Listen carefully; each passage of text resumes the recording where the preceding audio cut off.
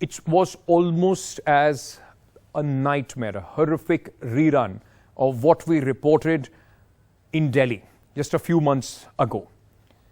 A rerun of Shraddha Walkar murder case where the live-in partner not only killed Shraddha Aftab but also chopped up her body and disposed it off after chopping it in more than 40 pieces.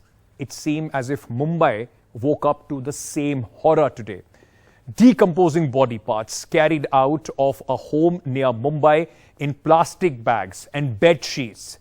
Now, the police say the man who has been arrested for killing his live-in partner and chopping her up, even boiling, I mean, it's unpalatable to think what this man did. Boiling some of the pieces of her body in pressure cooker. The victim has been identified as 32-year-old Saraswati Vaidya. She was found, or her remains were found in her apartment on the 7th floor of a residential building in Geeta Nagar area of Mira Road. According to the senior police officials, Vidya was living with her partner Manoj Sane. He is 56-year-old. They have been together for the last 3 years, living together. The couple had been residing in this rented flat.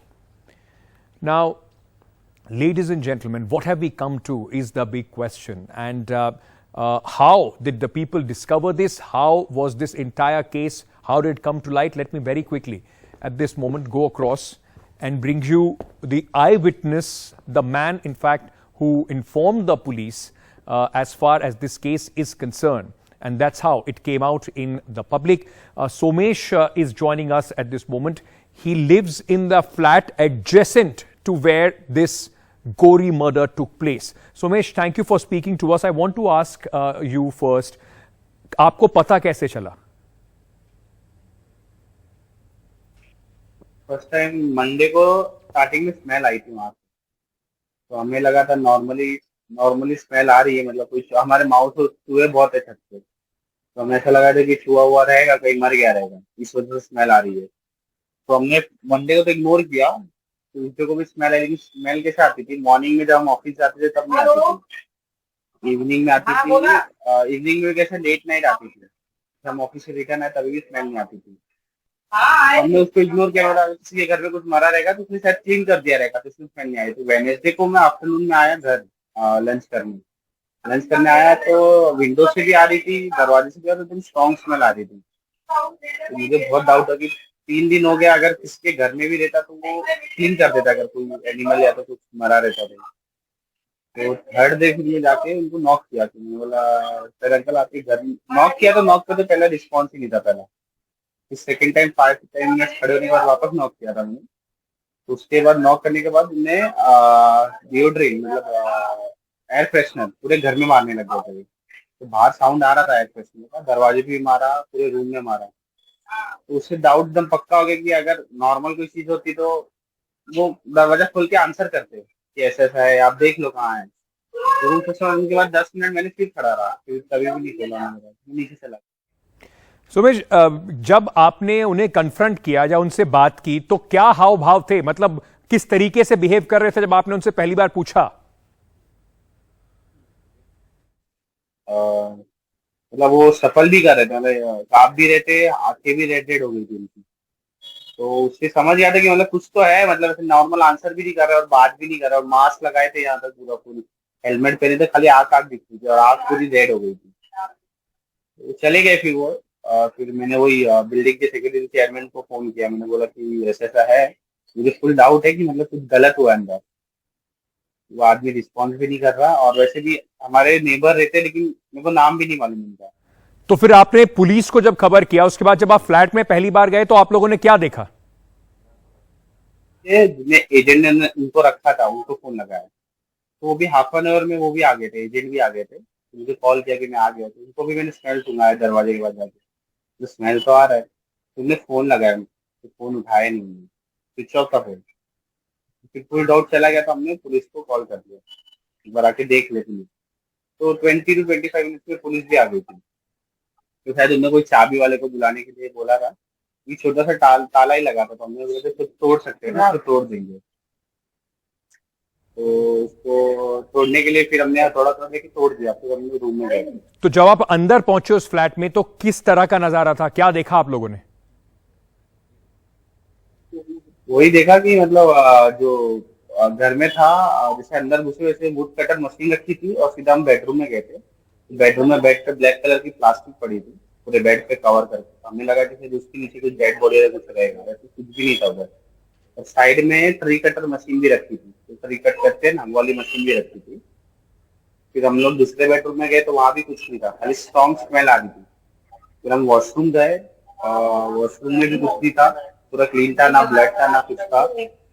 फिर kitchen गए, kitchen में सब, वो kitchen भी सब रखा था, मतलब बाल्टियों पे भर भर के, उसमें बोन्स थे, ब्लड था, मसल्स थे, वो सब। किसी के लिए भी बड़ा मुश्किल होगा इसको समझना या देखना। मैं आपसे पूछना चाहता हूं, पकड़े उसके बाद कैसे गए? मतलब वो जब आए तो पकड़ा उन्हें किस तरीके से गया? नहीं नहीं, वो हम जब बाहर आ गए तो स्टेटमेंट लेने लगी थी पुलिस कि उनका एड्रेस, उनका आधार कार्ड नंबर, जो भी एजेंट के पास था वो सब रिसीव कर रहे थे, नंबर, मोबाइल नंबर, पूरा नाम, वो सब जो एग्रीमेंट पे लिखा था। तो उस चीजों को 1 आवर हो गया था। तो उसके बाद सबका फोन तो कंटिन्यूस आ ही रहा था कि क्या हो गया क्या हो गया। तो हमने किसी का फोन पिकअप नहीं किया, पुलिस ने भी मना किया था किसी को बताओ मत, क्योंकि उनको मैंने पहले ही बता दिया था कि उन्होंने मुझे बोला कि 10:30 तक मैं रिटर्न आता हूँ। उनने बोला अगर एक ऐसे माहौल बन जाएगा नीचे तो नीचे से ही चला जाएगा रिटर्न। और शायद वो पुलिस वाले भी बाइक पे आए थे, कार में आए भी नहीं थे। तो अगर कार में आए रहते तो नीचे देख के वापस रिटर्न चला जाता। तो बाइक में आए थे, बाइक साइड पे खड़ी कर दी, मुझे ध्यान ही नहीं दिया। तो 8:30 7 बजे पुलिस आई थी, 8:30 बजे वो आए, डायरेक्ट लिफ्ट से ऊपर आए। वो ऊपर आए तो सामने वो पुलिस वाले खड़े थे यूनिफॉर्म में, तो देख के डर गए वो। और वो अब कैसे रिटर्न भी सीढ़ी से भी नहीं जा सकते, और लिफ्ट से जाएंगे तो लिफ्ट आ गई थी 7th फ्लोर पे, और वो एक कांस्टेबल था जो नीचे जा रहा था किसी को लाने के लिए। तो लिफ्ट का दरवाजा खोला, वो अंदर भी चला गया था और उनके बाजू में खड़ा था, क्योंकि कोई तो जानता ही नहीं था ना फेस से उनको। देखा नहीं था, मैं अंदर था, मैंने देखा भी नहीं था उनको। तो वो एजेंट जो था, एजेंट ने उनको देख लिया, उन्होंने बोला अरे यही तो है जिसको मैंने रेंट पे दिया था रूम। तब वो पकड़े गए थे। मतलब वो भागने की कोशिश तो कर रहे मुंह थे? छुपा के नीचे जाते, अगर एक बार नीचे चले जाते वो हाँ। चले ही जाते। सोमेश, वो भागने की कोशिश कर रहे थे, लेकिन ये बताइए कि क्या आपकी पहले उनसे बातचीत कभी हुई? आपने कभी उनसे बातचीत कभी करी? उनसे कोई या जो लड़की है जो मारी गई उससे कभी, उसको आपने कभी देखा, उससे कभी कोई बातचीत हुई? नहीं, कभी बात नहीं। वो खाली कैसे करते थे, दरवाजा खोलते थे और लिफ्ट में, लिफ्ट से घर पे, वो बीच में कहीं रुकते ही नहीं, घर पे जाके तुरंत दरवाजा डोर बंद कर लेते। सोमेश, बहुत बहुत शुक्रिया हमसे बात करने के लिए। This is Somesh. He was the neighbor, the man, in fact, who called the police, and that's how this entire, gruesome murder was unraveled. This is not the only case, ladies and gentlemen. There have been so many, horrific crimes, eerily similar crimes which have taken place, like the Shraddha Walker case, in which, and which many are saying, in fact, the police says that, this is possibly how he got his inspiration. This is how he was trying to dispose of the body. I asked Somesh earlier, when I was talking to him on the phone, we had bad connection, we could not bring it out for you. When he was confronted and was asked initially, whose body was that? The man said that it was of an animal. That was the insensitivity. But every time a case like this takes place, there are questions which need to be asked. And every time mention of Shraddha Walker comes in. I spoke earlier to father of Shraddha Walker about how difficult is it almost reliving what he went through with his daughter. In this case, in Vidya's case, she was an orphan. Possibly that is why the live-in partner thought he will get away with it. Listen in to what Vikas Walker told me. विकास साहब, बहुत बहुत शुक्रिया हमसे बात करने के लिए। मैं सबसे पहले सर आपसे ये पूछना चाहता हूं, आज जब ये अखबार आपने पढ़ा होगा या ये न्यूज में देखा होगा, जिसमें ये जो मुंबई में केस आया है, जिस शहर से आप खुद हैं, आपकी पहली प्रतिक्रिया क्या रही सर? ये मतलब बिल्कुल आपके लिए तो ऐसा होगा कि जैसे आपके लिए वापस कुछ महीने पीछे चले गए हैं, श्रद्धा वाला केस दोबारा खुल गया आपके सामने। जी जी, ये मैं पहले से ही कह रहा हूँ, ये बार बार होती रहेगी ऐसी घटनाएं जब तक ये नया कानून नहीं बनता है। तब तक मैं यही मांग कर रहा हूँ सरकार से कि ये इसके लिए कोई नया कानून लाया, लाया जाए। तो अब तक कोई ऐसे कोई एक्शन नहीं लिया गया है। ये जो मुंबई के अंदर जो मर्डर हुआ है, जिससे पूरा देश इस वक्त सख्ते में है, लोग बड़े परेशान हैं जिस तरीके से ये घटना घटी है, उसको आप किस तरीके से देखते हैं? क्योंकि जो कातिल इसमें है ये भी एक लिव इन पार्टनर थे, और जो कातिल है उसने कहा कि कहीं ना कहीं उसने श्रद्धा वालकर, आफ्ताब वाला जो पूरा केस देखा, उसी को दोबारा से उसने वैसे करने की कोशिश की। जी हाँ, ये ऐसे ही मतलब एक अभी लिव इन में जो अपने हिंदुस्तान में जो हो रहा है ये सही तरीका नहीं है, मुझे लगता है। ये अभी पूरी तरह से समझ नहीं पा रहे लोग, तो मैं उसके एक्चुअली खिलाफ हूँ। तो ये ऐसी घटना क्यों हो रही है, इसके ऊपर जरा ध्यान देना चाहिए। अपने यहाँ ऐसा कानून ऐसा सख्त नहीं है जो इसके ऊपर कोई पाबंदी लाए। तो इसके लिए हमें सरकार से मांग करनी होगी कि इसके लिए कोई नया कानून लाया जाए जो उसे कड़ी से कड़ी सजा दिला सके। विकास साहब, क्योंकि बड़ा सिमिलर है ये दोनों केस, तो जब आप इस तरह की कोई घटना देखते हैं तो कहीं ना कहीं क्या आपको इस बात का एक दुख होता है कि आपकी बेटी के साथ भी इतना भयावह जो हुआ वो अब किसी और के साथ भी हो रहा है?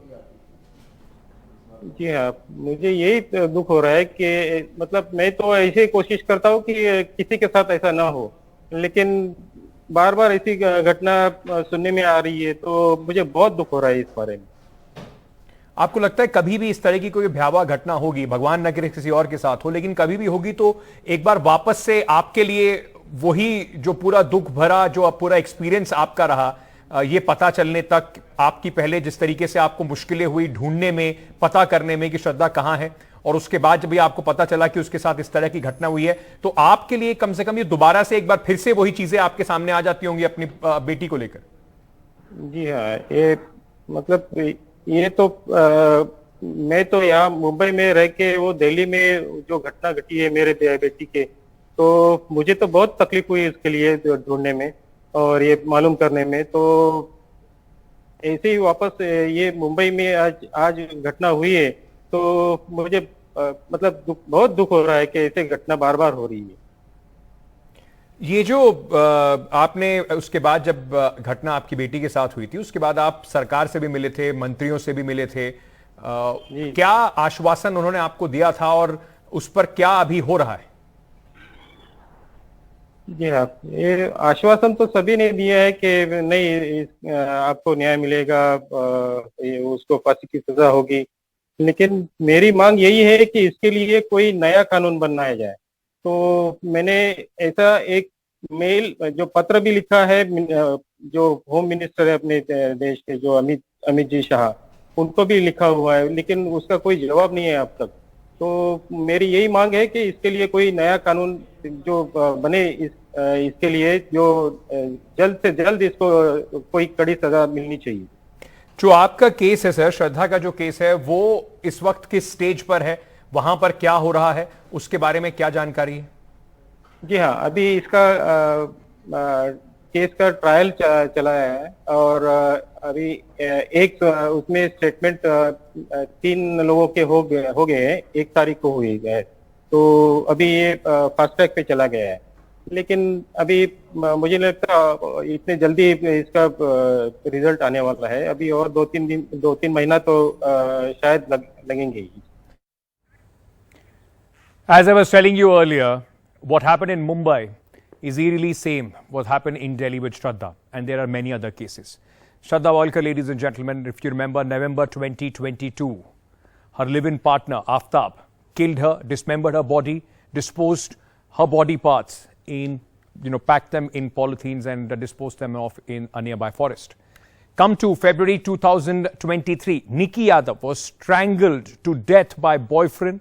Her boyfriend Sahil stuffed the body in a fridge. Sahil got married the same day after killing Nikki Yadav. May 2023, a 16-year-old student was stabbed brutally in front of passerbys. She was stabbed more than 20 times and killed. Her head was smashed by somebody who was sprung because she possibly refused his advances. Now, ladies and gentlemen, these are very, very shocking cases, but it also raises questions. while cases like Shraddha, and then in this case as well in Delhi, people start talking about theories, love jihad, this and that. These are surround sound which distract you from the problem, from the core issue. The core issue is, what are we becoming as people, as society? Why are men, what is the way boys in our homes, the way they are being brought up, that they can't take no for an answer? That's what need to be addressed. These are the conversations that need to be had so that nobody suffers fate like these women. That's all the time that we have in this edition of Breaking News. News and updates continue on NDTV. Stay tuned, stay safe. Good night.